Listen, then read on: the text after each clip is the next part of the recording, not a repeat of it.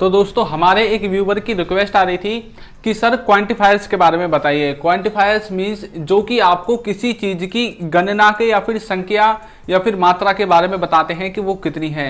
जैसे कि some, many, much, a lot of, a lots of, इस तरह के जो क्वांटिफायर्स होते हैं, ए लार्ज नंबर ऑफ, तो इनके बारे में हम इस वीडियो में बात करने वाले हैं। उन्होंने चैनल पर इतने कमेंट किए हैं, मान लीजिए अगर आपने 100 कमेंट किए हैं तो 50 कमेंट उनमें से उनके ही हैं। तो चलिए वीडियो को शुरू करते हैं। तो सबसे पहले हम इसमें स्टार्ट करने वाले हैं मैनी और मच से। देखिए मैनी और मच इन दोनों का मतलब सेम है, बहुत या फिर अधिक, लेकिन इन दोनों का यूज हम अलग अलग सिचुएशंस में करते हैं। मैनी का मतलब है जब कोई चीज को हम गिन सकते हैं, यानी कि काउंटेबल नाउन के साथ। यानी कि आप बोल सकते हैं कि मान लीजिए कोई ऐसी चीज है जिसे आप गिन सकते हैं, जैसे कि टेबल, कुर्सी, चेयर। अब इन्हें आप चाहे लाखों की संख्या में क्यों ना रख दो, फिर भी आप इन्हें गिन लोगे। लेकिन जो मच है वो ऐसी चीजों के साथ होगा जिन्हें हम गिन नहीं सकते। जैसे कि मान लीजिए शुगर है, यानी कि चीनी, चीनी को आप नहीं गिन सकते। मिट्टी, इसको भी नहीं गिन सकते। यानी कि ऐसी कुछ चीजें जिन्हें हम गिन नहीं सकते, उन सब के साथ हम यूज करते हैं मच का, और जिन्हें हम गिन सकते हैं उनके साथ करते हैं मैनी का। अब जैसे कि मैं बोलूं मैनी बॉयज, मैनी बॉयज का मतलब है बहुत लड़के या फिर बहुत सारे लड़के। तो हम लड़कों को गिन सकते हैं, चाहे वो लाखों की संख्या में हो चाहे करोड़ों की संख्या में हो। जैसे कि आप जानते हैं कि वर्ल्ड में बहुत सारे लोग रहते हैं, लेकिन एक एक आदमी गिना हुआ है, तो इनके साथ हम मैनी का यूज इसलिए करते हैं। बॉयज और गर्ल्स या फिर कोई भी हो, सबके साथ मैनी का यूज करेंगे जो कि गिना जा सकता है। लेकिन जो मच है उसका यूज हम जो गिना नहीं जा सकता, जैसे कि हम बोल सकते हैं मिल्क। मिल्क क्या, उसे हम गिन नहीं सकते। वैसे तो वो भी किसी न किसी चीज से मिलकर बना है, लेकिन वो जो छोटे छोटे उसके कण है, पार्टिकल्स है, उन्हें हम गिन नहीं सकते। तो इस तरह से हम मच और मैनी इन दोनों में डिफरेंस कर सकते हैं।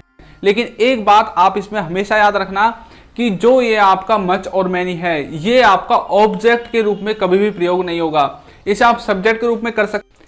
आप इसे ऐसे नहीं लिख सकते, I have sold many milks या फिर मच मिल्क। तो यहाँ पर जो ये मच है ये आपको ऑब्जेक्ट की तरह लास्ट में आया है, तो यहाँ पर आप इसे ऐसे लिख ही नहीं सकते। इसके स्थान पर अब आपको यूज करना पड़ेगा lots of, large amount of, इस तरह के जो क्वांटिफायर्स होते हैं उनका। ए लॉट ऑफ और लॉट्स ऑफ ये दोनों सेम हैं, इनमें कोई भी डिफरेंस नहीं है। बहुत से लोग इन्हें उल्टे सीधे यूज कर देते हैं, किसी को काउंटेबल के साथ, किसी को अनकाउंटेबल के साथ। यूज किसी के भी साथ करिए, मीनिंग इन दोनों का सेम निकलेगा। आप एक दूसरे के स्थान पर इनका यूज कर सकते हैं। अब जैसे मैं बोलूं I have a lot of friends, यानी कि मेरे पास क्या है, मेरे बहुत सारे दोस्त हैं। या फिर आप बोल सकते हैं I have lots of friends, यानी कि मेरे पास बहुत सारे दोस्त हैं। दोनों का मीनिंग एक ही है, आप उल्टे सीधे इन दोनों को कहीं पर भी यूज कर सकते हैं एक दूसरे के स्थान। तो ए लॉट ऑफ और लॉट्स ऑफ ये दोनों आपके क्लियर हो गए होंगे। अब मैंने आपको ऊपर बताया था, मैंने बोला था I have sold much milk, तो हम यहाँ पर जो है मच का यूज और मैनी का यूज ऑब्जेक्ट के रूप में नहीं कर सकते। तो अब इनके स्थान पर हम ए लॉट्स ऑफ या फिर ए लॉट ऑफ का यूज कर सकते हैं। जैसे कि I have sold a lot of milk, यहाँ पर हम इसका यूज ऐसे कर सकते हैं। तो अब आपके समझ में आ गया होगा कि इनको हम किस तरह से यूज करते हैं। तो मैंने 4 कवर कर दिए हैं, many, much, a lot of और लॉट्स ऑफ। अब हम बात करते हैं नेक्स्ट के बारे में, जो है आपके एनी और सम। एनी का मतलब होता है यानी कि कोई, कुछ, और सम का मतलब भी ऐसे ही होता है कोई या कुछ, यानी कि थोड़ी मात्रा में आप पूछना चाहते हैं। तो इन दोनों में अब डिफरेंस क्या है, मीनिंग इनका हिंदी में सेम है। इन दोनों में डिफरेंस ये है, जो आपका सम है वो सिर्फ आपका अफर्मेटिव सेंटेंसेस में यूज होगा, लेकिन जो आपका एनी है उसमें अफर्मेटिव नहीं बल्कि इंटरोगेटिव, नेगेटिव, इंटरोगेटिव, बाकी जो अफर्मेटिव से अलग सेंटेंसेस बचते हैं उन सब में आप एनी का यूज करेंगे।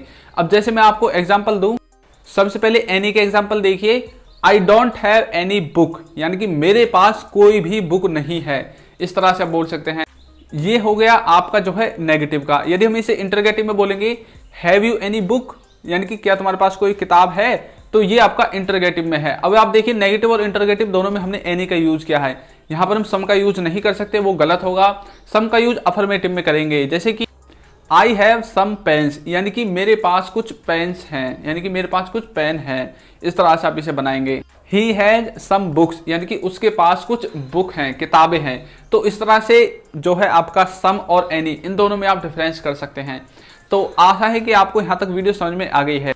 अब मैं आपको कुछ और बताता हूँ, जैसे कि a large number of, a large quantity of. ये दोनों आपके सिंगुलर अनकाउंटेबल नाउन हैं, यानी कि सिंगुलर हैं और उसके साथ साथ ये क्या है, अनकाउंटेबल हैं, जिन्हें हम गिन नहीं सकते, तो इनका यूज हम इनके साथ करते हैं। लेकिन जो आपके हैं ए लार्ज नंबर ऑफ और ए नंबर ऑफ, ये दोनों आपके क्या है, ये दोनों आपके प्लूरल और काउंटेबल नाउन है, यानी कि प्लूरल के साथ और काउंटेबल नाउन के साथ हम इसे यूज करेंगे। काउंटेबल और अनकाउंटेबल, ये आपको डिफरेंस पता होगा। काउंटेबल जिन्हें हम काउंट कर सकते हैं, यानी कि जिन्हें हम गिन सकते हैं।